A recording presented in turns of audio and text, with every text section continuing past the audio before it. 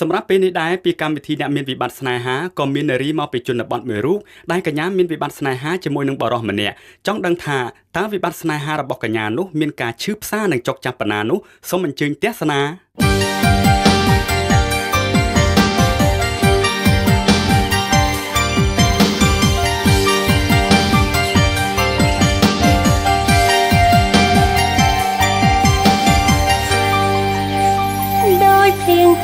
ជោគជុំបងខំឲ្យចិត្តត្រូវឈើ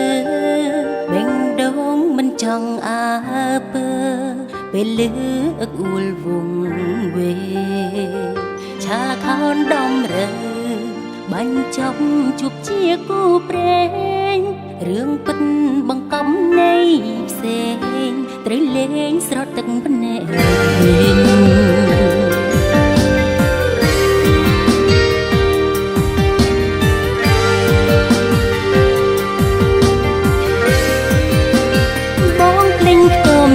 ចាំ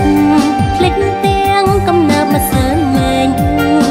រងចាំបងមកបំពេញទន្ទឹងចាំទាំងឈឺផ្សាប្រឹងប៉ឹងទេសាយបេងដូងមាននាងតវ៉ាបងភ្លេចតែអត់បានការស្នេហាគង់ឈឺលើកដើមមកសើមិញនៅស្នេហាក្បត់លេចទាំងសម្បត្តិបេងដូងស្ទើរផុតដងហើខ្ទមនៅចាំបងតែនួនអងមិនដូចដើមបានរួងព្រួតទឹកសន្សើមប្រែកពើមស្អប់ធូលីដី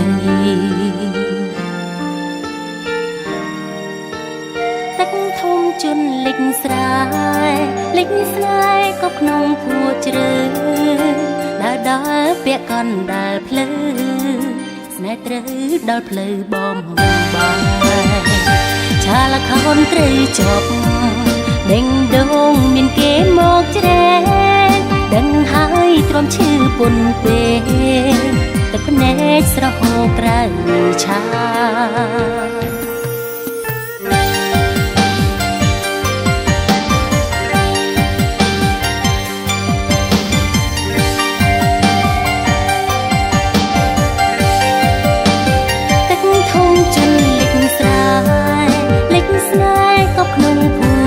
ជ្រៅដើរពាក់កណ្ដាលផ្លូវស្នេហ៍ត្រូវដល់ផ្លូវបំបាយឆាលខោនត្រូវចប់បេងដូងមានគេមកជ្រែដឹងហើយទ្រាំឈឺពុនពេ